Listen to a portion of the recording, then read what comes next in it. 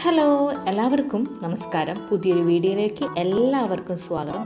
ഇന്ന് നമ്മൾ ഡിസ്കസ് ചെയ്യാൻ പോകുന്നത് ക്ലാസിഫിക്കേഷൻ ഓഫ് ലയബിലിറ്റീസ് ആണ്. കഴിഞ്ഞ സെഷനിൽ നമ്മൾ അസറ്റാണല്ലേ ഡിസ്കസ് ചെയ്തത്. സോ ഇന്ന് നമ്മൾ ഡിസ്കസ് ചെയ്യാൻ പോകുന്നത് ലയബിലിറ്റീൻ്റെ ക്ലാസിഫിക്കേഷൻസ് ആണ്. സോ നമുക്ക് വീഡിയോയിലേക്ക് പോവാം.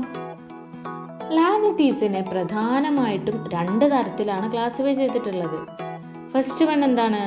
Fixed liabilities. അങ്ങനെയാണെങ്കിൽ സെക്കൻഡ് വൺ എന്തായിരിക്കും? Yes, current liabilities.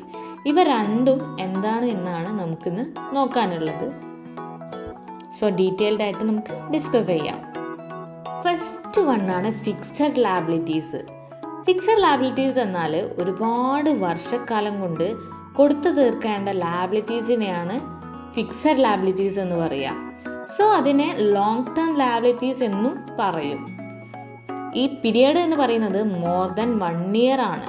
സോ 1 yearൽ കഴിഞ്ഞിട്ട് കൊടുക്കേണ്ട ലയബിലിറ്റീസ് ആണ് ഫിക്സഡ് ലയബിലിറ്റീസ്. ഫിക്സഡ് ലയബിലിറ്റീസിൻ്റെ ഒരു എക്സാമ്പിളാണ് ലോങ് ടേം ലോൺസ്. കാരണം ഇത് ഒരു വർഷത്തിൽ കൂടുതലുള്ള ടൈം പീരിയഡിൽ തിരിച്ചടച്ചാൽ മതി. മറ്റൊന്നാണ് ഡിബഞ്ചേഴ്സ്, അതായത് കടപ്പത്രം. ഡിബഞ്ചേഴ്സ് എന്ന് പറഞ്ഞാൽ ഒരു കമ്പനി ക്യാപിറ്റൽ റൈസ് ചെയ്യാനായിട്ട് ഇഷ്യൂ ചെയ്യുന്ന ഒരു തരം ഡെപ്റ്റ് ഇൻസ്ട്രുമെൻ്റ് ആണ്, അല്ലെങ്കിൽ ബോണ്ടാണ് ഡിബഞ്ചർ എന്ന് പറയുന്നത്. ഇതിനൊരു ഫിക്സഡ് ഇൻട്രസ്റ്റ് റേറ്റും ഉണ്ടായിരിക്കും, ഒരു ഫിക്സഡ് തിരിച്ചടയ്ക്കേണ്ട പീരിയഡും ഉണ്ടായിരിക്കും. ദെൻ നെക്സ്റ്റ് വരുന്ന ലയബിലിറ്റി ആണ് കറണ്ട് ലയബിലിറ്റി. കറണ്ട് ലയബിലിറ്റി മറ്റൊരു പേരിലും അറിയപ്പെടും. എന്തായിരിക്കും? Yes, short term liability. ഒരു ലയബിലിറ്റി അല്ലെങ്കിൽ ഒരു ബാധ്യത ഷോർട്ട് ടേം പീരിയഡിൽ കൊടുത്തു തീർക്കേണ്ടതാണ് കറണ്ട് ലയബിലിറ്റി എന്ന് പറയുന്നത്. ഇത് 1 yearൻ്റെ ഉള്ളിൽ കൊടുത്തു തീർക്കണം എന്നുണ്ട് കേട്ടോ. ഈ ഒരു കറണ്ട് ലയബിലിറ്റീസിൻ്റെ എക്സാമ്പിളാണ് creditors, bills payable, bank over draft, outstanding expenses, income received in advance etcetera. Bank over draft എന്ന് പറയുകയാണെങ്കിൽ നമ്മളുടെ അക്കൗണ്ടിൽ ഉള്ളതിനേക്കാൾ കൂടുതൽ പണം ചെലവഴിക്കാൻ ബാങ്ക് നമ്മളെ അനുവദിക്കുന്നതിനെയാണ് ബാങ്ക് ഓവർ ഡ്രാഫ്റ്റ് എന്ന് പറയാം. ഒരു ചെറിയൊരു എമൗണ്ട് ബാങ്കിൽ നിന്നും ചെറിയൊരു ടൈമിലേക്ക് വേണ്ടി കടം വാങ്ങുന്ന പോലെയാണ് ഈ ഒരു ബാങ്ക് ഓവർ ഡ്രാഫ്റ്റ് എന്ന് പറയുന്ന സിസ്റ്റം വരുന്നത്. എക്സാമ്പിൾ പറയുകയാണെന്നുണ്ടെങ്കിൽ അക്കൗണ്ട് ബാലൻസ് ഒരു 500 രൂപയാണെന്ന് വിചാരിക്കാം. അങ്ങനെയാണെങ്കിൽ നമുക്ക് ഒരു 1000 രൂപ അടയ്ക്കേണ്ടതായിട്ടുണ്ടെങ്കിൽ അധികമായിട്ട് വരുന്ന 500 രൂപ ഓവർ ഡ്രാഫ്റ്റായിട്ട് ഉപയോഗിക്കാൻ ബാങ്ക് നമ്മളെ അനുവദിച്ചേക്കാം.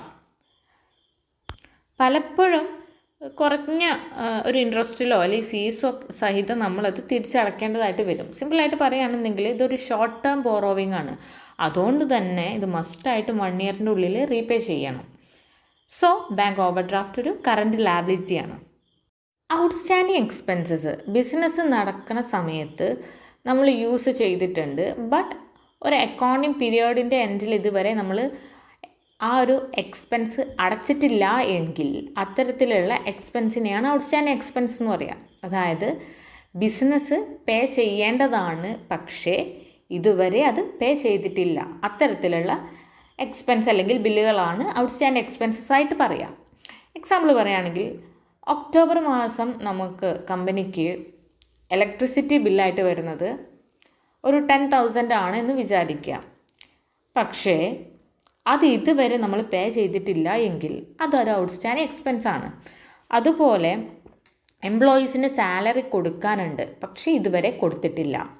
മറ്റൊന്നാണ് റെൻറ്റ് പേ ചെയ്യേണ്ടതായിട്ടുണ്ടായിരുന്നു, പക്ഷേ ഇതുവരെ നമ്മൾ പേ ചെയ്തിട്ടില്ല.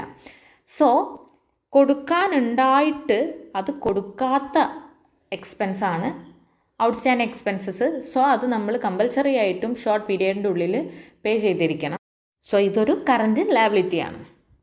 മറ്റൊന്നാണ് income received in advance. Business ഇതുവരെ പ്രൊവൈഡ് ചെയ്യാത്ത ഒരു ഗുഡ്സോ അല്ലെങ്കിൽ സർവീസസിനോ ഒക്കെ വേണ്ടിയിട്ട് അഡ്വാൻസ് ആയിട്ട് റിസീവ് ചെയ്ത മണിയാണ് ഇൻകം റിസീവ്ഡ് ഇൻ അഡ്വാൻസ് എന്ന് പറയാം. സോ അത് ഡെലിവർ ചെയ്യുന്നവരെ അതൊരു ലയബിലിറ്റി ആണല്ലേ.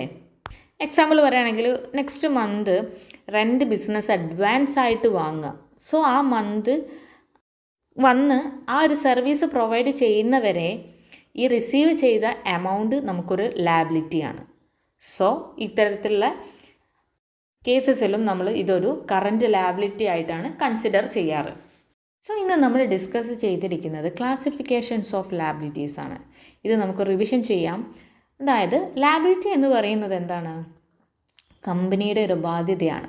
അതായത് കമ്പനി നൽകേണ്ടതായിട്ടുള്ള ഒരു എമൗണ്ടിനെ അല്ലെങ്കിൽ കമ്പനി ആർക്കെങ്കിലും ക്യാഷ് കൊടുക്കാനുണ്ടെങ്കിൽ അതിനെയാണ് ലയബിലിറ്റീസ് ആയിട്ട് നമ്മൾ കരുതുക. ഇത് രണ്ട് രീതിയിലുണ്ട്. ഷോർട്ട് പീരിയഡിൻ്റെ ഉള്ളിൽ കമ്പനി കൊടുത്ത് തീർക്കേണ്ടതായിട്ട് വരുന്ന ലയബിലിറ്റീസാണ് കറൻറ്റ് ലയബിലിറ്റീസ്.